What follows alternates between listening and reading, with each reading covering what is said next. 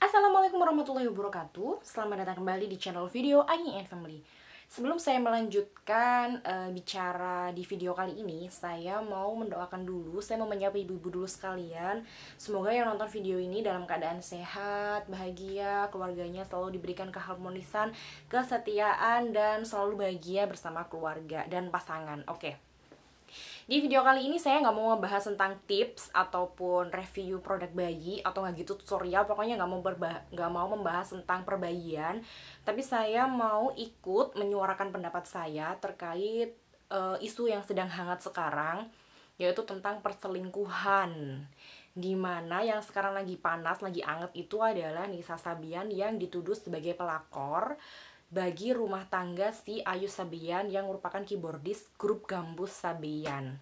Terus kemudian banyak netizen-netizen yang saya lihat ya, waktu itu trending di Twitter tuh nomor 1, itu banyak yang menghujat Nisa Sabian. Mereka bilang Sabian tuh nggak ini banget, maksudnya kayak dia kok nggak bisa melihat sih si Aisyah tuh sudah menikah, terus kemudian kenapa kamu jadi pelakor, kenapa tingkah lakumu tuh nggak sesuai sama hijabmu, nggak sesuai sama kamu yang sering nyanyiin lagu-lagu religius, kenapa tingkah lakunya buruk kayak gitu loh, kenapa dia pakai jilbab tapi punya bad attitude seperti itu. Nah, kemudian di Instagramnya Nisa Sabian pun seperti itu, mereka banyak sekali menghujat Nisa Sabian. Ada juga sih yang kayak bertanya-tanya, bener nggak sih ini, ada juga yang meragukan ini beritanya beneran atau cuma fitnah atau kayak gimana. Nah, tapi banyak juga sih yang udah menuduh dia sebagai pelakor, katanya gini, iya karena kan mereka sering bersama, akhirnya mereka bisa jadi selingkuh, akhirnya mereka bisa main-main di belakang keluarganya si Ayu, si Gambus Sabian itu.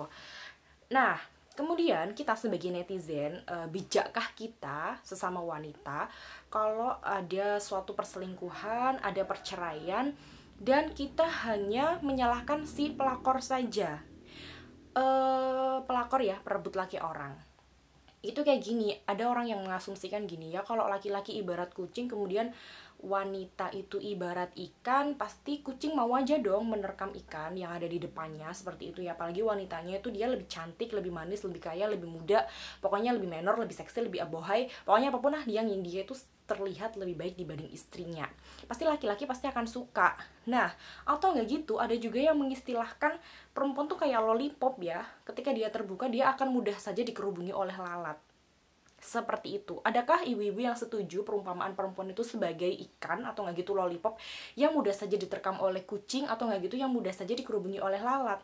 Padahal kita sebagai wanita, baik itu wanita lajang maupun yang sudah beristri, kita itu sama-sama adalah manusia, kita bukan hewan, kita juga bukan benda yang pasrah saja ketika diterkam atau nggak gitu dikerubungi oleh lalat.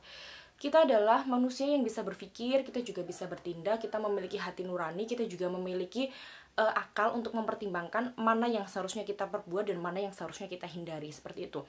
Nah, dalam kasus perselingkuhan, biasanya seorang istri itu akan terlihat lebih tua, lebih menjengkelkan, lebih ketahuan aibnya, lebih buruk, pokoknya lebih buruk dibandingkan si perempuan yang akan dia selingkuhi atau perempuan yang akan diselingkuhi. Oke, semua kasus perselingkuhan itu adalah menyakitkan bagi siapapun.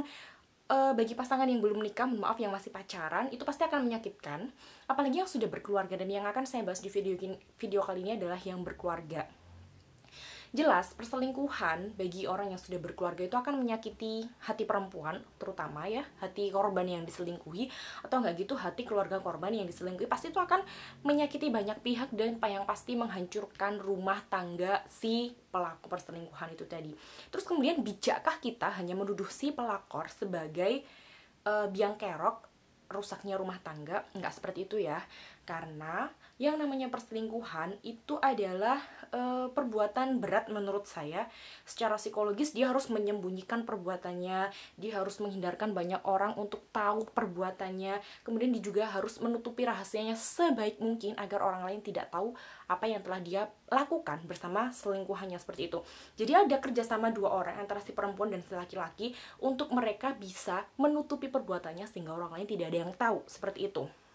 Nah, apakah kalau seperti ini salahnya hanya si wanita saja? Misalnya dalam rumah tangga, misalnya suami istri yang mulai serong atau yang mulai selingkuh adalah si laki-lakinya karena ada orang ketiga yang disebut pelakor ini. Pelakor ini nggak tentu, oke, pelakor ini salah, tapi kita tidak adil kalau hanya ngejudge atau kita hanya memperolok si perempuan saja sebagai pelakor.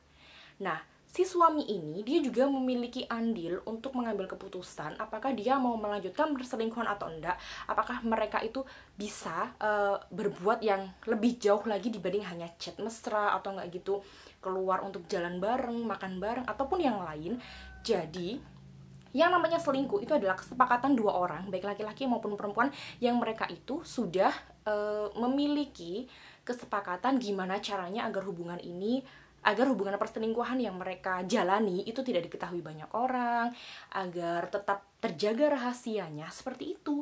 Dan kalau seandainya kita lanjutkan, bukan kita lanjutkan sih, kalau misalnya sebagai orang yang tahu, misalnya seorang istri sudah mengetahui perselingkuhan dan hanya diam saja karena mungkin ingin mempertahankan rumah tangga, itu menurut saya salah.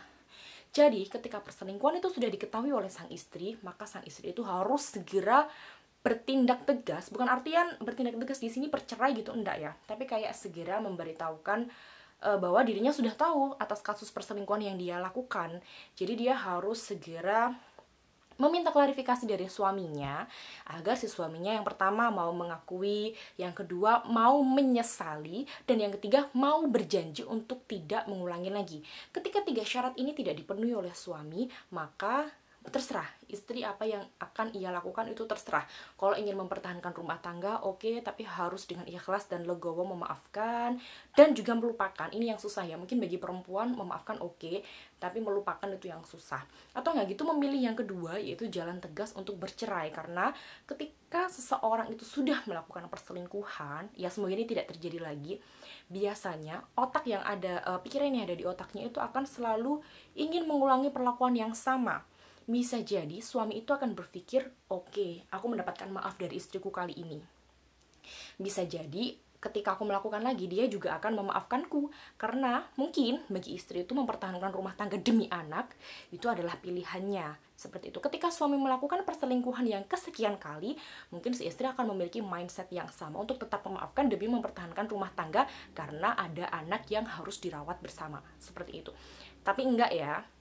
Intinya semoga kita semuanya itu dijauhkan dari perbuatan yang keluarga kita ya. Semuanya itu kita semoga dijauhkan dari perbuatan-perbuatan yang tidak menyenangkan, baik diselingkuhi maupun selingkuh sendiri. Karena yang namanya selingkuh itu kan pengkhianatan ya, pengkhianatan terhadap ikrar pernikahan, pengkhianatan terhadap keluarga, pengkhianatan terhadap kesetiaan dan janjinya terhadap dirinya sendiri dan istri dan juga keluarga si istri, seperti itu.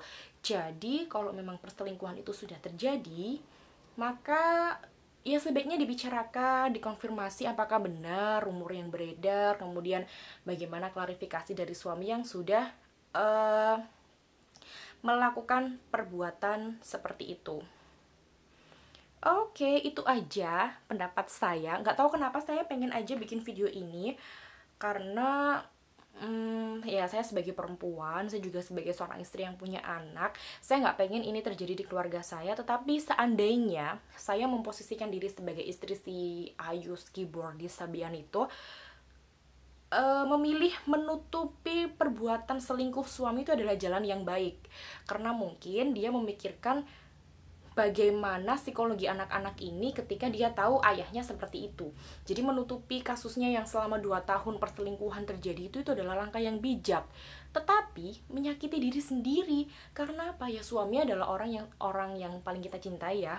Orang yang kita harapkan dia bisa menenangkan, kemudian bisa membahagiakan, bisa menjadi tempat cerita, bisa menjadi ya apapun lah, bisa menjadi teman hidup dalam segala kondisi. Tapi ternyata malah berkhianat sama kita. Otomatis kita akan sedih, kita akan marah dan apa ya, tidak terima, tidak ikhlas dengan keadaan seperti itu.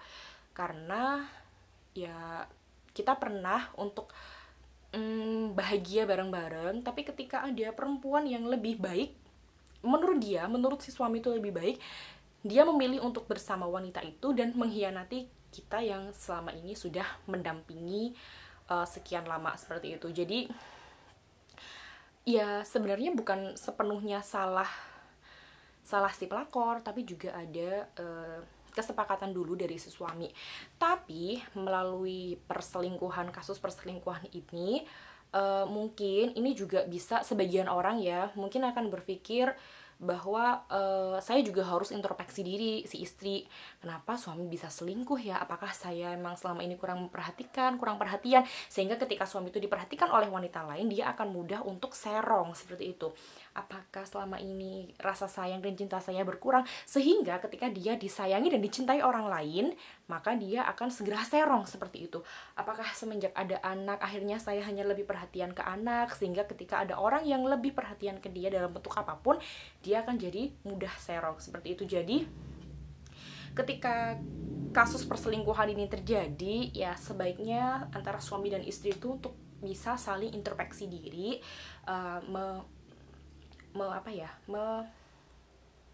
pokoknya introspeksi diri, sehingga kita bisa tahu salah saya di mana, sehingga si istri bisa memperbaiki diri kenapa akhirnya suami bisa selingkuh, dan suami yang melakukan perselingkuhan, dia juga harus introspeksi diri bahwa sebenarnya dia memiliki istri yang setia, dia memiliki istri yang cinta dan sayang sebenarnya, cuman hanya karena beberapa masalah jangan sampai ada pelarian ke yang salah seperti itu ya. Jadi jangan sampai seperti itu, karena selingkuh menurut agama Islam kan haram, karena yang merusak keluarga. Bahkan kalau ada orang yang selingkuh, sampai berzina, seorang suami yang berzina dengan orang lain, maka dia itu berhak untuk dihukum rajam. Dihukum rajam itu badannya dipendam setanah, kemudian dilempari batu sampai mati. Seberat itu hukuman bagi orang yang sudah berkeluarga dan selingkuh. Jadi memang berat. Oke, cukup sekian. Assalamualaikum warahmatullahi wabarakatuh.